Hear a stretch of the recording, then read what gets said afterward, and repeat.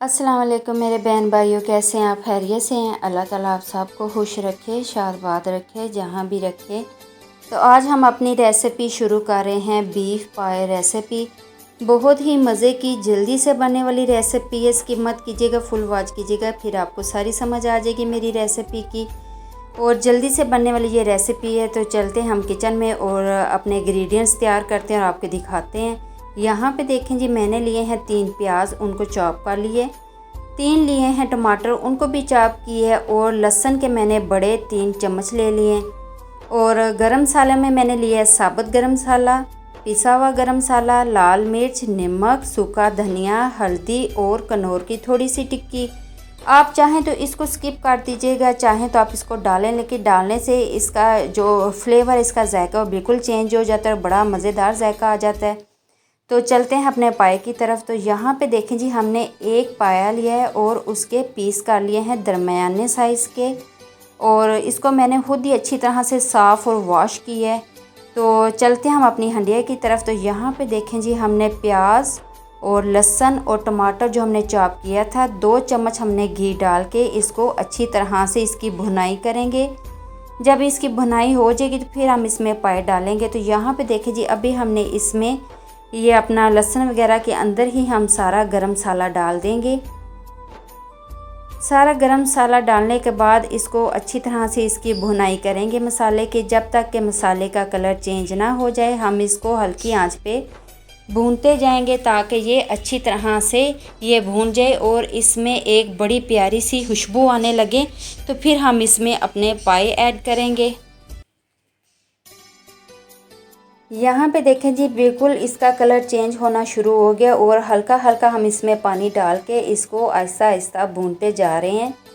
जैसे ही हमें ये नज़र आए कि हमारे ये मसाला अच्छी तरह से हमने इसको फ्राई कर लिया है, इसको भून लिया है, ये देखिए इसका कलर बिल्कुल ब्राउन कलर का हो चुका है। तो समझ लें कि हमारा मसाला बिल्कुल तैयार है। हम इसमें डालेंगे पाए हम एक एक करके डालेंगे। अगर इकट्ठा डाला तो वो ऑयल की छींटे ना कहीं ऊपर पड़ जाएं, तो हम एक एक करके इसमें सारे पाए डाल देंगे। डालने के बाद हम इसको अच्छी तरह से मिक्स करना शुरू कर देंगे ताकि सारा मसाला पाए के अंदर चला जाए और ये अच्छी तरह से ये फ्राई हो, अच्छी तरह से इसकी भुनाई हो ताकि इसकी सारी स्मेल ख़त्म हो जाए।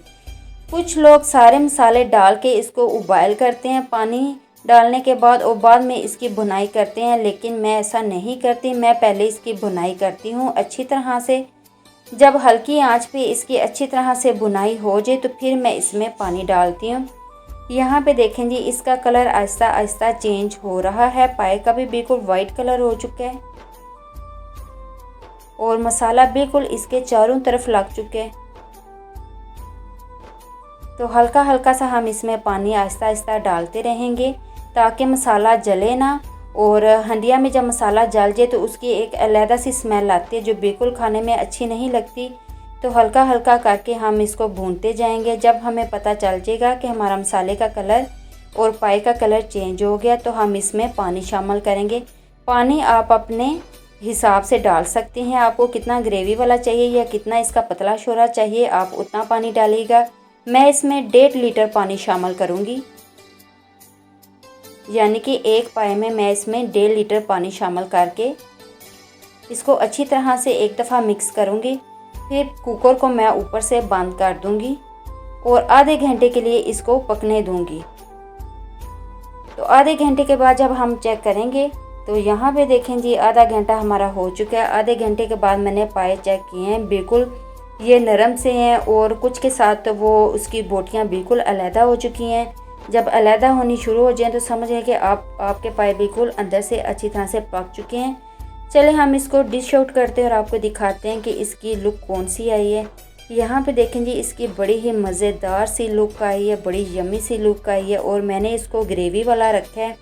आप चाहें तो इसका शोरा थोड़ा सा पतला भी कर सकते हैं अगर आप इसके साथ चावल इस्तेमाल कर रहे हैं, लेकिन हम लोग इसके साथ नान इस्तेमाल करेंगे। अगर आपको मेरी ये वीडियो पसंद आई है तो इसको लाइक कीजिएगा, शेयर कीजिएगा और सब्सक्राइब कीजिएगा। अपनी दुआ में मुझे और मेरी फैमिली को याद रखिएगा। अल्लाह हाफिज़।